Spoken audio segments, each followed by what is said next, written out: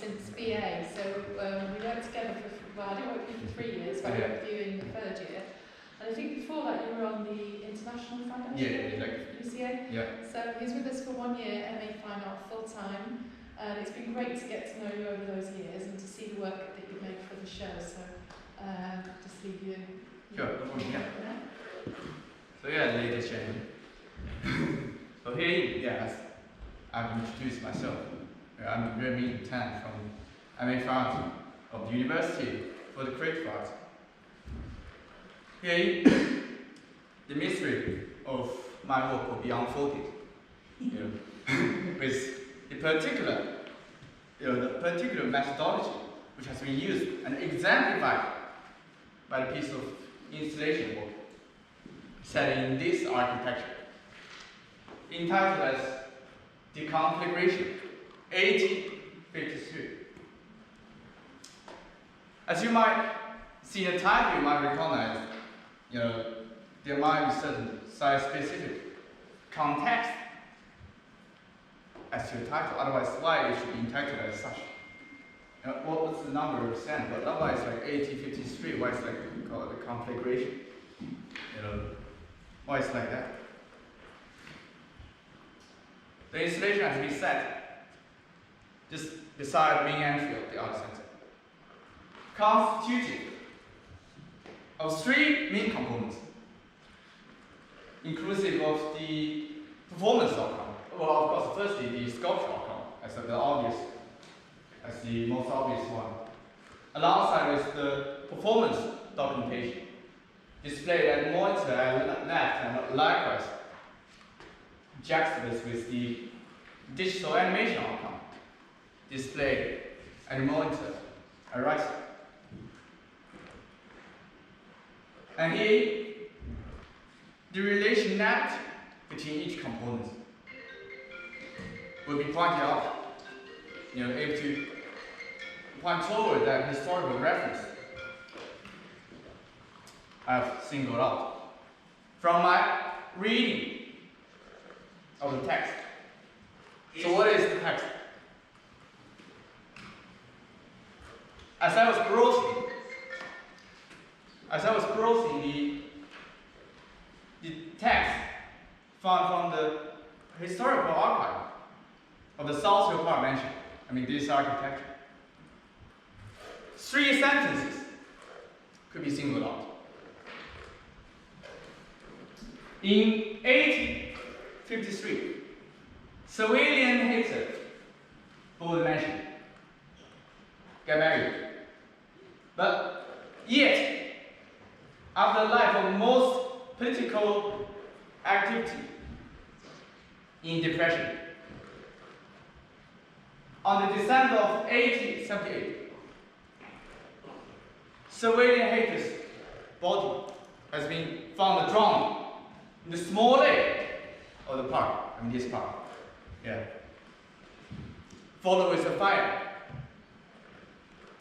which turned the mansion into ash, into, of course, not ash, but wreckage, as wreckage in 1879. 3 sentences contain such amount of information embodied within. But it's only a matter of monotony involved. What's the relation between each event pointed out? What's the relation, the gap between the sentences? It's too wide, that space. So it becomes my task to fill that gap. To fill that gap with, through the medium of art. But likewise, I got to appreciate that. Appreciate that space left by the historian author, of the South Hill Park Mansion, to write the history, because as Roland Barthes mentioned, the more the clever the text, the less it's written before I read it. So as I read that, it's just 3 sentences. Oh, good, that's a good thing. It's a good thing. I can, that space in between is my task. It's my thing. So then the methodology of rereading could be introduced. Through the artistic techniques. Firstly, the sculpture components involved in the installation. As you might recognize, shape of which you might refer to the Victorian epoch in the UK around like the 19th century. The middle of the 19th century is still the Victorian epoch. So as the first approach, from the sculpture making, I've considered to rebuild the wreckage. So what is wreckage? The wreckage, the south part mentioned after the fire in 1879, as the refer to the last sentence of the three sentences I've mentioned. By the individual construction of each sculpture element involved, but rather in a look of wreckage. The reference are obvious, in obvious sense, through my research of not only the online reference of Victorian interior designs, architecture, furniture, and the like, but also the architecture of the Southfield Park Art Center today, which still implicate that sense of Victorian epoch and sense of the that sense of the story itself, that period, though it has been reconstructed, of course, after fire. So then the local wreckage to be constructed through the individual construction of each furniture or sculpture element, referential to each individual furniture's stuff, as if unearthed from the initial wreckage, to be made up to represent that look of wreckage, and each object, of course, like I mentioned, they got reference. Like that one could be the top part of the bookshelf, like that, and like that shelf, the top part of it, but burnt, bent, and curved, deformed because of the fire, maybe that part of the mahogany. Also, that part might be part of the painting frame, maybe that painting frame, but with only a fragmented form after the burning. And our part might not even be recognizable because they are burned, they are destroyed as such. But in this case, exhibited with this kind of historical sense in the cabinet scene.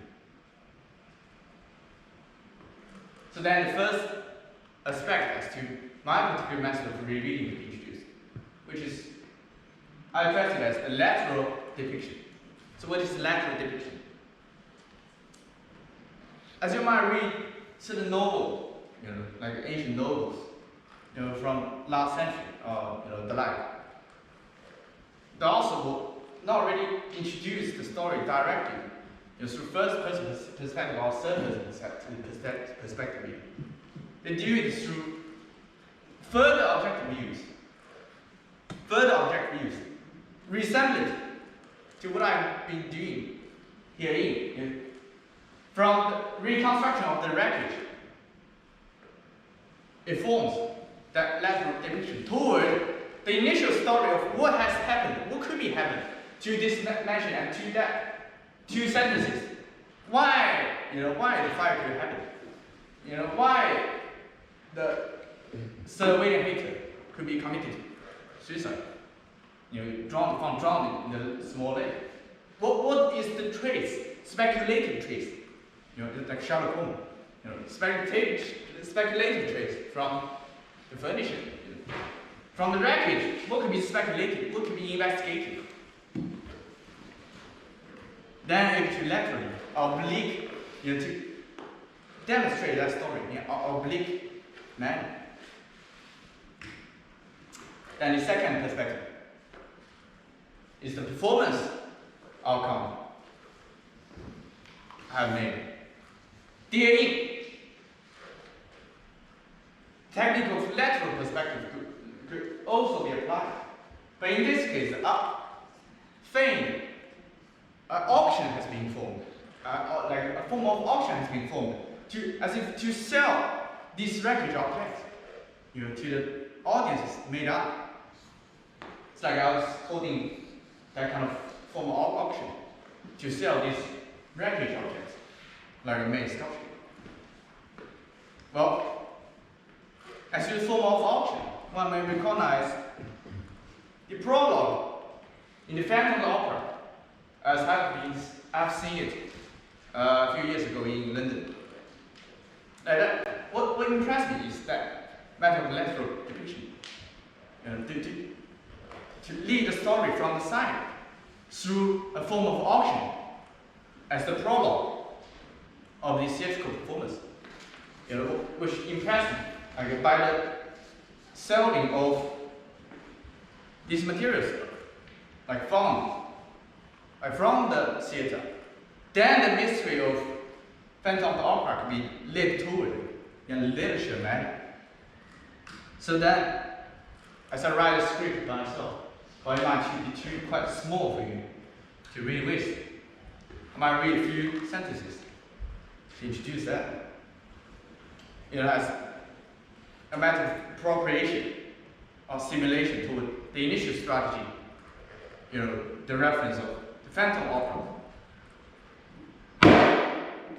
So now lot 465. The Renming of a mahogany bookshelf from the 1871 or 1831 production of Rose Delaguse by Kingston.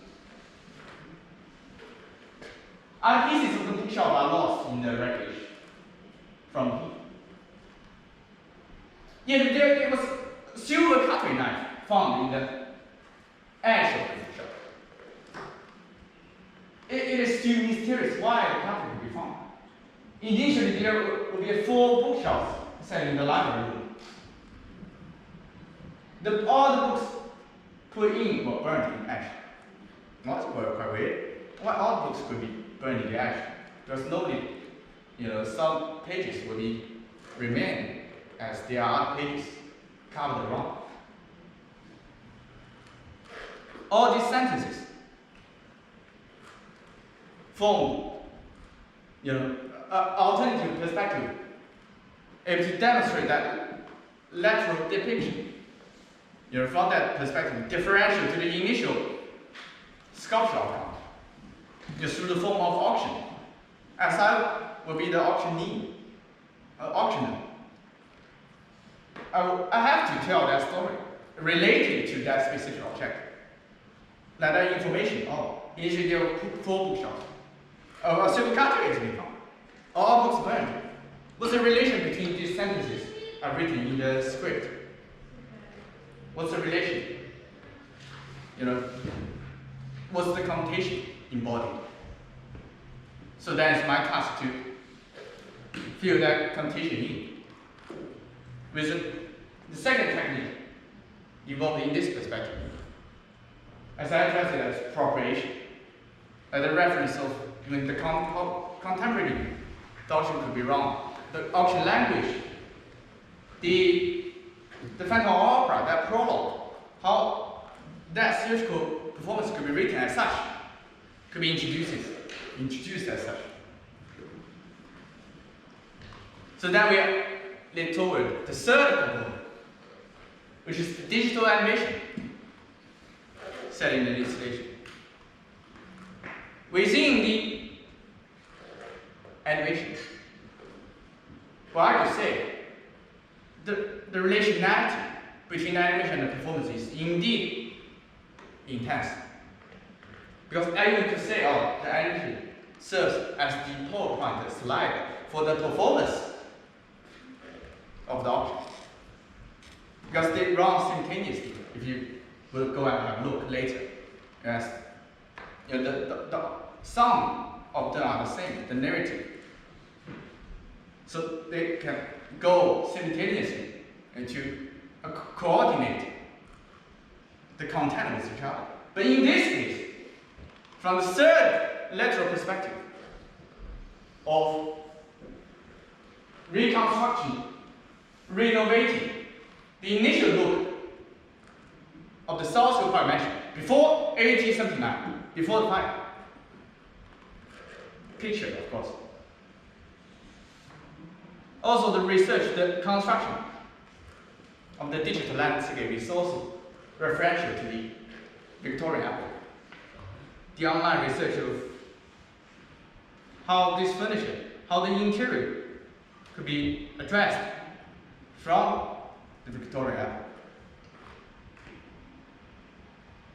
Then this landscape could be formed, as if how the mansion could be looked like, could be restored from the look of wreckage.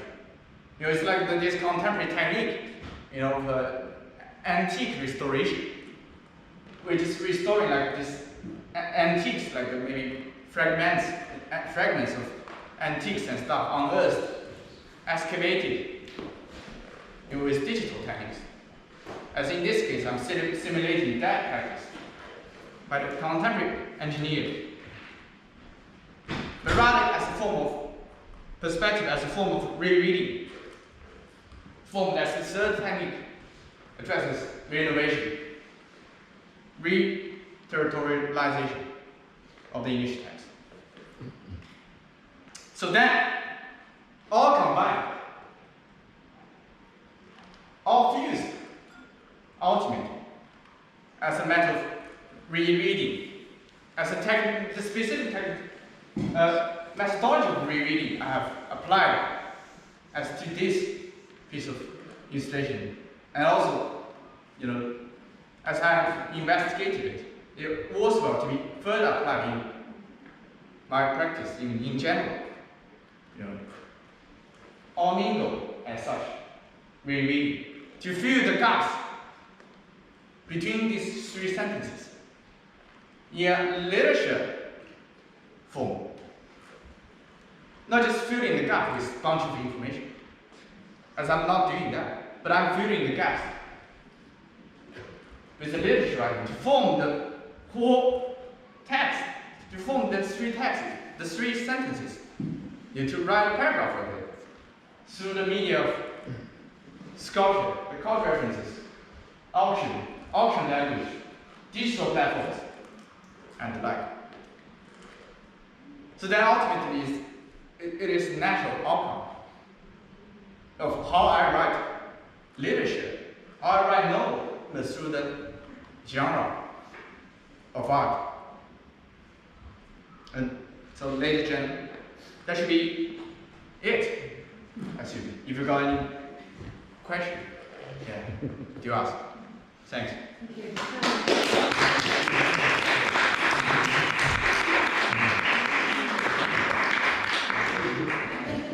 Thank you so much for that. Felt like you were in your performance there. So I was kind of thinking of like this auctioneer, also somebody, kind of almost sort of quite official, looking at what's left, how do you kind of decipher all of this? Yeah. So when you came into the building, what kind of drew you to that content? Because there's lots of other stimuli in the building and histories. What was it explicitly that drew you to that? Yeah, because as I was reading the text, the historical archive, of the South Hill Park Mansion, the art center. Yeah, I mean that the gaps between these three sentences, too obvious, it's too protruding compared to the other information. Other information just go with natural flow. It's not really it's not really protruded as the gap, emerges in between that information, the information given through these three sentences. How this could be connected? What should be there? That space, cement, blank, is in form of lack, So that indeed, captured my sight to be reread with. So many layers in what you've done. You almost combine sort sort of several artworks in one in a way, but they're all connected. So you've got the the objects that reference the fire. That it's really important that you're kind of reinventing them in a sense instead. And then you've got the reconstruction of the space done in a very contemporary medium. And then you've got the auction as well. And those could have been, in a way, they could be, you could have done you could have done those separately, you could be, and they're quite kind of, well, still one question would be, I really like the interweaving and interconnection of the layers. But another question could be, is it too much to have all of those things? Could they have been done separately? Or was it really necessary, to interweave them? Because there's something about that's really interesting. Yeah, I mean, for me, a lot of work. And for me, like I mentioned, it's the form of literature, right? Like if you see this avant-garde literature working in 20th century, they write in that way. It's like a sort of different perspective, so or maybe through the perspective of the participants of the event, through the perspective of the maybe the certain object, who witnessed the event, or from someone else, not as a human to witness, the event, but they render that narrative differentially, but the object are identical. Yeah, the object is identical, but we can find out that difference within the replica. Yeah. Have you got a copy of the? I really like the script of your auction. Is there a copy of that in the exhibition as well? In the exhibition. Yeah. Oh, not really, but we can hear that in the. That could have been interesting. It's on your copy on the social media as well. Yeah. Website, Yeah. Yeah. But as this video, you can experience that. Yeah. What interests me is mentioned that there are only 3 sentences about fire. I wonder if you have found any other records of the event from other documents. Not really, not at all. I've tried actually, but because the event itself is subordinated. It's just immersed, inundated within that bunch of information that appeared in the archive of the history archive. So that's, but I mean, Mr. Hayter has been actively involved in politics. So isn't there any other documents that about him was displaced or how he died or other things related to the events that is? Not really actually, because the information that I can search, I have researched is it's really limited. I mean, There's no any of the digital trace It must have online. been quite significant at the Yeah. time, but yeah. I mean, it's like because it's mid of 9th century. The photography even haven't developed quite well. Yeah. It's like, there's only like text conveyance in that epoch. Like it's like 1850. And there's not really any photography developed, and other. There's only like text. This text. So a question would be, let's say you found loads and loads and loads of archive material and loads of history. How would that have impacted, your artistic practice? Because actually, for me, there's something really interesting in, there's only the remnants and a faint trace of the past, whether it's in, the artworks themselves as a representation of what is left behind. So I just wondered whether actually, is less more, and So it will have like you mean when it will have like an impact? They're more. I mean, Really reality reference is fine. would more information have been almost more difficult? I don't know. It's quite interesting to think about actually the very little that you found use your imagination. has enriches the enriched experience. the experience. Yeah, I can appreciate that. Like I mentioned, it's like written in that sense, so I can feel space. If it's like a bunch of information, it will be a matter of reenactment. It's not a matter of rereading anymore, but it's reenactment, rehearsal. its reputation. But I like the way that, you use So it will be quite different. Yes, you use your imagination to kind of reconstruct this. And And you might not have read the work had you had more information. Yeah. I think that's what I was trying to get at, is would it have been a different artwork Yeah. It'll be if you had had loads More and information. loads of information? Yeah, background definitely. of- I agree with you. Without the capture. It's not supposed to be a historical record, basically. It's you know, it's this interpretation, it's an interpretation of the relics and how he's converted that into art, Yeah, as exactly. opposed to a real historical record. You know. Yeah, that's how That's our medium objective, and I completely agree with what we like. Brilliant. Yeah, thanks. It's also interesting. I feel like you're kind of, I love the kind of creative approach to your presentation as well, because it feels like, you know how a musician will kind of, if you think about improvising from something, they're responding to external events, and you're kind of on the spot, kind of creating something new all the time, which is really difficult to do. It feels like you've come with that completely with this. You've sort of really delved into this project. Yeah, Really, thank you know, the kind of the three-dimensional, the film, you know, the kind of animation as well. It's like you've been kind of riffing off this idea of just the three sentences and all the space between, you know. Yeah, indeed. But that's allowed you more creative freedom. Yeah. The performance felt like a kind of fourth strand of the film. Yes. Yes, and it was slightly edgy as well, because when I was sitting quite close, and your voice was really loud, so it was like in an auction room. Yeah, someone shouting in the auction room. So I was really good. I really liked the that. gavel, don't they? Yeah, and I really like the way you did that. You sort of, you kind of kept it on. Interesting with the research that most of what we would think of major events, the drownings, the suicides, are very little mention. You have to really, try hard to find these major events written about. So it's kind of almost a secret history, isn't it? Yeah, indeed. That we're uncovering, through my research, through Wiley's and through yourself and others. It's quite interesting. Yeah. Bringing them to the surface. Yeah, it's under disguise. Yeah. And in a way, this becomes another layer, isn't it? Your work now is another layer of this history of this place. Exactly. So you exist, all of you as artists, you exist in this place now because you've made this work. So this is another layer of its history and its meaning. Yeah, I mean, what's more interesting is that your speech is after me, so and also the owner, Mr. Hayter, is right after. So Oh, really? yes, he sold it in 1853, and Mr. Hayter bought it in 1853. So that's Oh, really? Okay. That's interesting. Maybe they're connected in some way. that's interesting. Yeah. It's like random.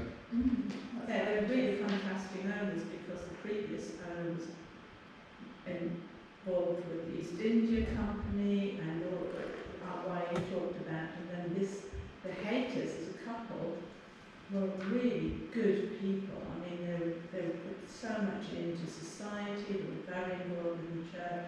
They were interested in the reform of Ireland, and they were incredibly active. And it's just so sad that he was the one that drowned himself. Yeah, that's like